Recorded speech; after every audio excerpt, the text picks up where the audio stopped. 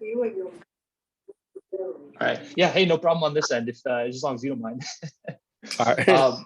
Sick. Well, hey, before we get started, I just want to take a minute. Thank you for your time. I know your schedule is as busy as ever, and I'm just really excited. We've been talking about this for a couple months, so just really excited we're able to finally connect and talk a little bit about your music and everything that's been going on. So thank you very much.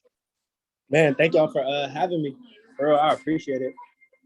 Like I said, when we first linked up, I hella believe in the platform. I feel like it's something that's hella innovative, and it's dope to be a part of it.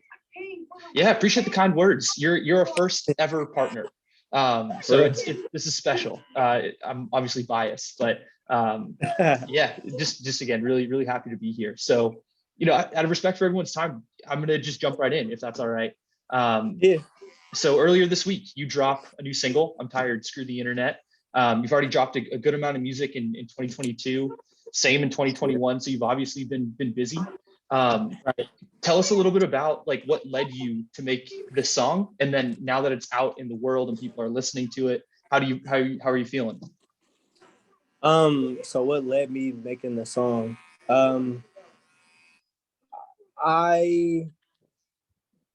I just feel like being able to promote yourself, not even just as an artist, but business owners, being able to reach people directly is getting lost.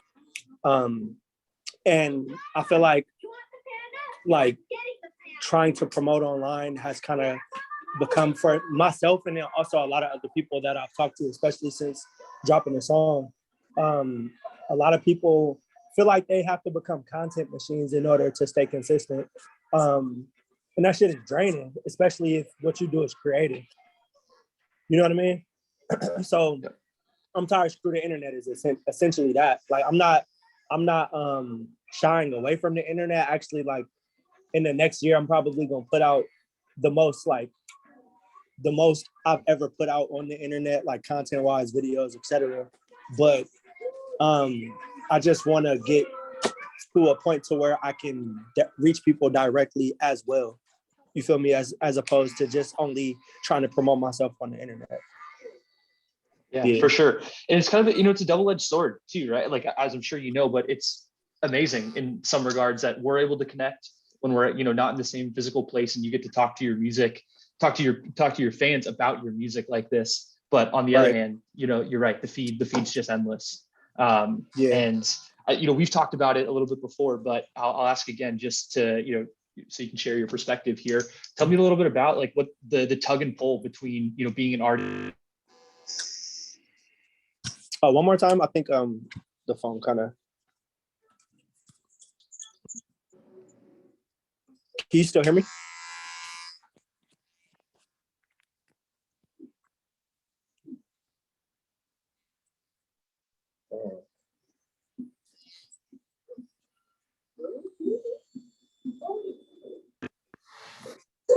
My back? Can you still hear me?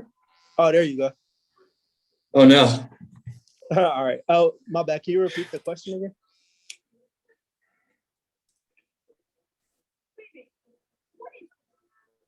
Do you hear me?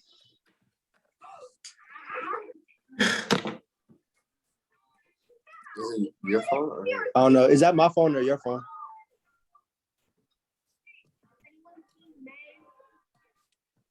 I think it says.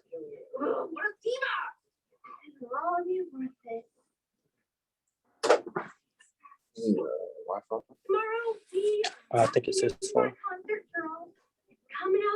Here, let me get it though. I don't know it, but if you go click on it, it'll probably show up. You gonna share it with me? Yeah. So go to Premium Suite.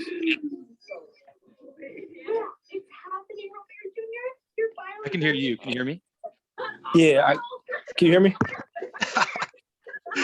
Oh man, that's ironic, right? Yeah. All right, so I'm really sorry about that. I got my janky work headphones on here, so I'm hardwired now. Were you able to answer that, or happy to ask again? Oh no, the question got cut off. Ah, damn. All right. So I was just saying, so we've talked a little bit about it, but just so you can kind of share your perspective on this again, talk a little bit about the tug and pull of being a creator, a creative person, but also, commercializing that, just keeping that stream. How has that affected your productivity? Has it enhanced, or creativity, excuse me, has it enhanced it in some regards? How has that changed over time? Love to hear about that. I finally got to a point to where it doesn't affect my creativity anymore, but it used to. I kind of had to reach a point to where it's just like, I don't want to say not caring, but just letting go, like the anxiety of like always having to be consistent. As far as like the tug and pull of it though, like I love what I do. I really do. I love what I do. It's the only thing that I want to do. And so I have to approach it in a professional way. And so what's the professional way is like, we live in a digital age. I have to approach it in a professional way. So I have to like stay consistent online and, like push my business online, et cetera, et cetera. And just the way it's set up is just, if I personally found a way to navigate through it, but I know people personally that, they're having trouble with it. And the internet is a good tool. It really is. But I just don't really agree with the way Instagram is set up more than anything. Because if it works, it works. Like, especially the last couple of days, like a lot of my interactions and things like that, they've been really, really, really high. But it's always random. They can either be really, really high or really, really low. I can have 100 people in a day view my story, or like last night I had 1,700 people view my story. Damn. So yeah, it's literally, I don't know, it's given, but we have to kind of be a part of it. Like we have to. Or we'll be lost or left behind. So just figure out how to navigate it. Yeah, for sure. So given, everything you just talked about, the digital age, the necessity of the internet, but also kind of how fluid it is, like it gives and takes away. Right. Tell us a little bit about your creative process. Like, do you have a physical space you go to? Anything you like tap into, whether it's other music or art or whatever? Where are you drawing inspiration from these days?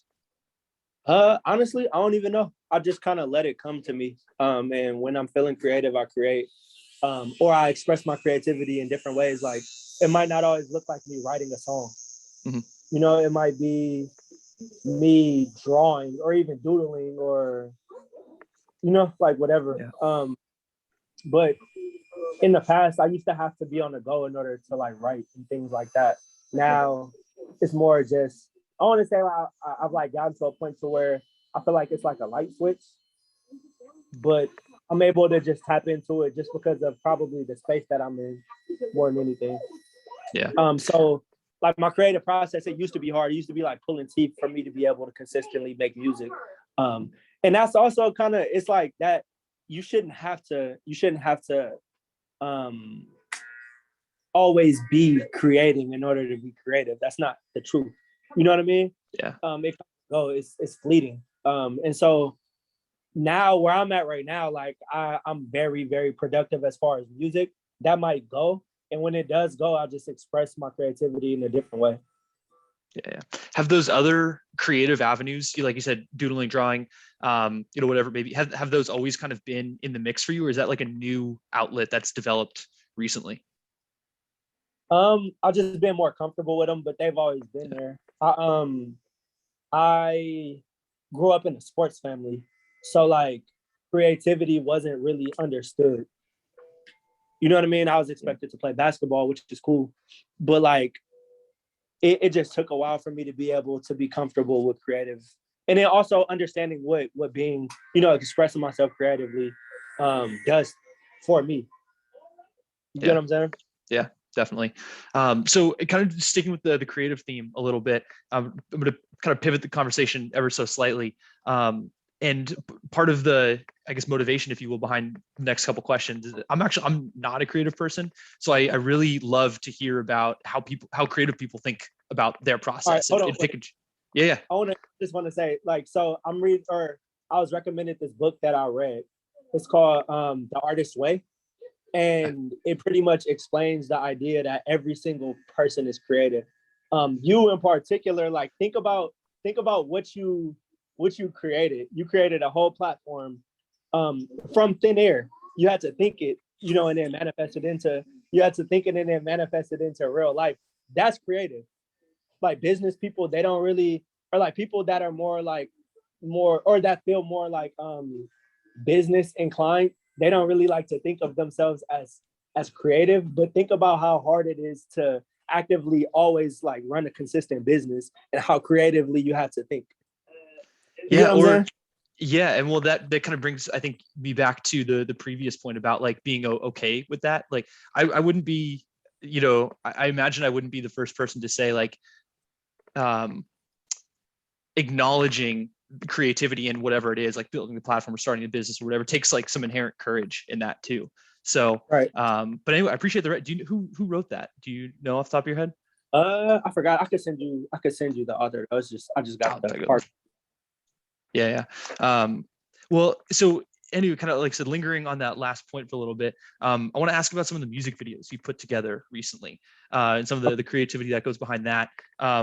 Kind of quick side comment though, for anybody who's local, where did you shoot those? The ones recent, the one that I put out a couple of days ago, that was shot at my homegirl, Nichelle. She go by the Plant Queen, the official Plant Queen. That she has like a plant Berkeley, and so that's where we shot that at. Cool. Did you put that on Instagram? I thought I saw there's like a plant looking store. Yeah. Is that the same place? Yeah. The place looked awesome. Yeah. Well, everybody go follow her. What about the video for It Was a Wee Bit Nippy? We shot that at a field right next door to my house. Oh, sick. Okay, yeah. Cool. We actually shot that one, and then the Big Smiles one. We shot them on the same day within like, I think the span of like an hour and a half. Damn, that's fast. Yeah, we just for the Big Smiles one. I stay in Sacramento, but for the Big Smiles when we shot that, we just Googled laundromat and then went there and shot it. Were they cool with you showing up and shooting there? Yeah, we was hella discreet. Okay. That's awesome. Was cool. They end up talking to them, and there was basically just like no standing on the machines. They didn't want anything crazy, basically. That's fair, I guess. Yeah. Yeah, people are hella weird when you pull out a camera. Yeah. So like we were shooting in the laundromat. The people that like the manager and stuff, they said it was cool, but we were still trying not to make nobody uncomfortable with the camera. So we were still just being hella discreet. Yeah. No, that makes sense. I was curious. I was like, I wonder if that's anywhere, you know, near here in the East Bay or something like that. Right. Anyway, okay, so I'm going to ask a little bit about kind of the process there. So when you're trying to think about like telling a story visually, how do you start that? Like, what do you think about? In other words, like, I guess for lack of a better example, like the plant store, how did you connect the plant store with I'm tired, screw the internet? Or is it kind of to maybe your earlier point, just like a lightning in the bottle moment where it just, you know, clicks? Love to hear your process there. So with this video, it was more so, I didn't want it to be about anything other than what I was saying in the song, if that makes sense. Like, so it was just me sitting down in a plant store. It's visually, you know, it's like aesthetically nice, with the contrasting colors, with me wearing yellow and red, but nothing else is happening in the video other than me talking. And that's kind of what we wanted to focus on. So that was the case with that one. As far as It Was a Wee Bit Nippy, we winged that one like a motherfucker. Like, we were supposed to go to Tahoe and shoot in the snow and whatever, but we literally like I said, like we really winged that video. Like, we walked outside and I was just like, man, bro, what if I throw on some snow pants? Those are my girl snow pants. They wasn't even my snow pants. That's why they looked hella small. But I was like, what if I just throw on some snow pants and we just shoot the video in the field? And then it's a 7-Eleven like right down the street from my house. And it was like, all right, we'll just drink an icy while standing in the field. It would just be funny. Yeah, what's the go-to icy flavor? All of them mixed together. Oh, damn. All right. Hell yeah. Well, so kind of going back, sorry, did I cut you off? No. So I think just kind of hit on the first point about, you know, like kind of deliberately pushing the viewer to focus on the words. number one, I mean, I'm biased, of course, but like I thought it worked. But I posted a question in the group about just like what people's favorite lyrics were, and I think like three of us all picked the same lyrics. And the reason I say that is because I think it really works. Like you've got lines in there that are like that really cut, deep, really hit the listener. And I think the lack of distraction in that video like some work, because we're all like gravitating toward, or a couple of us were gravitating towards the same message. So I think that's again another long-winded way of saying I think it works. It really was came together well. What were the words, or like what was the? Yeah, hold on. So I'm looking at my other screen here. So the ones a couple of us agreed on were fighting with myself. It's hard to be inspired. Another opportunity. I'm giving it my all. Still not getting me. And I think, and again, I think that maybe I think that just resonates with people, kind of going back to the creative process. Like we're all trying to draw on creativity somewhere, and it's hard to do. And when it doesn't work, you get frustrated. Like I think those are like really universal themes that resonate with a lot of people. So anyway, checks out, it works. So anyway, last few minutes ish here. I want to make sure I keep you on schedule for the rest of your day. Tell us a little bit about what you have coming up next. What's in store? So what we are planning is basically, I can't give out the dates because we still confirming three places. Yeah. But what we're gonna do is the I'm Tired, Screw the Internet tour. And so what we're gonna do is basically it'll be 4 to 5 shows leading up to my release party, April 30th. Which that date is locked in. So April 30th is locked in. Anybody on here is invited.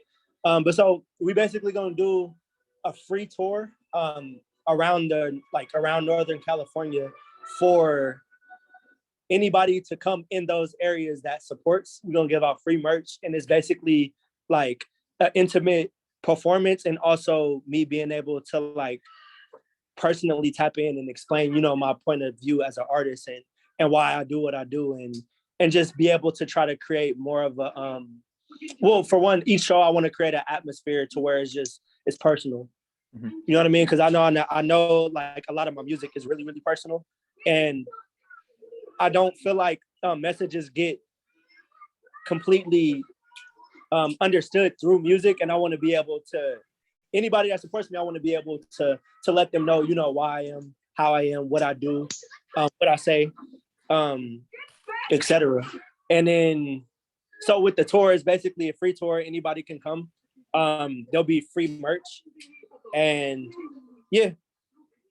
So I'm also, so like I said, the last show to be a release party. I'm also doing a project that will be out April 30th.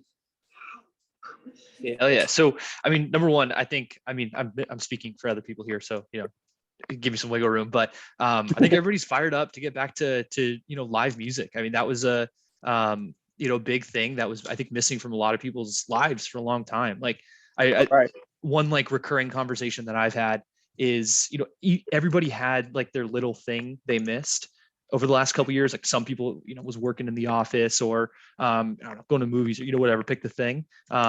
At least mine was live music, so I'm that really tracks with me. I'm thrilled that you're able to get back out on the road, and also to take it full circle. I actually don't know if you remember, so no worries either way, but we met at a show in Boston back in 2019. You were touring with Rex, and oh, that's crazy. Yeah. You were, the whole thing I think you got up there and you're like, hey, anybody who follows me, I'm following you back today. And that's how I followed you. And so anyway, here we are, full circle. So yeah, you never know how things work out. So anyway, super stoked you're able to get back out on the road, because this is personal, right? Like you're telling your story, and like I said, we're able to connect and hear about it. So this is really awesome.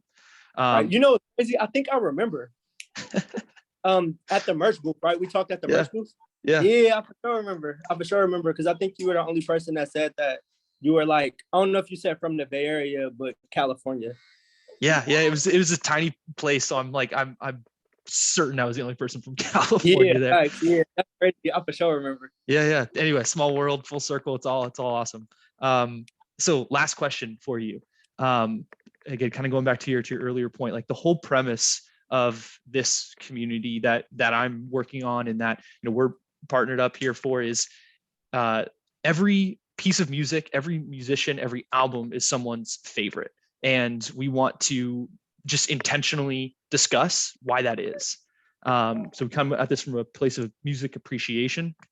So what are it, such as you can talk about it, don't give any, big spoils away for the album if you don't want to, but what are some of the big themes that you have on this album? And part two of the question is, what are some questions you want your listeners to keep in mind when they hear your music? And that'll sort of frame the discussion that we have about the album when it eventually comes out. I feel like I'm like getting to a point to where I can completely express how I feel in an introspective way over, I want to say like a lot more funner beats or like funner music, but just more easier to listen to music. So like a lot of the stuff that I have on this next project, I'm pretty sure there's live instruments on every single one, and all of them have like their own I want to say like bounce, but groove. So it's like I'm still being me. I'm still talking about talking the way I want to talk and talking about the things I don't want to talk about. But it's just a little bit easier to listen to or funner to listen to. Like I want to say more universal because it doesn't sound like any particular sound. Like it doesn't sound like any Bay Area music. It doesn't sound like, and that's not a bad thing. I'm not saying it's a good or a bad thing. I'm just saying like I'm moving more towards just being able to be me over funner beats or funner music. Yeah, that's it. As far as questions,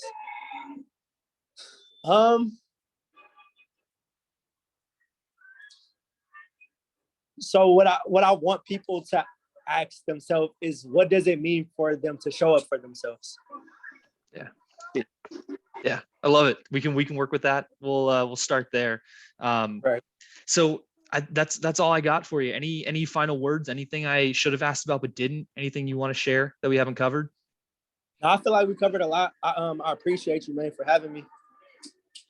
Yeah, I mean, hey, I can't say thank you enough for your time and support here. Like I said, I know your time's valuable and busy. So thanks for spending a few minutes here with us. I know the last thing I'll plug is you were doing the merch giveaway for the video comment. So if anybody hasn't yet, comment on the video and you're eligible for some free Sufi merch. Free merch pack. We're gonna basically cut it off at 50 comments.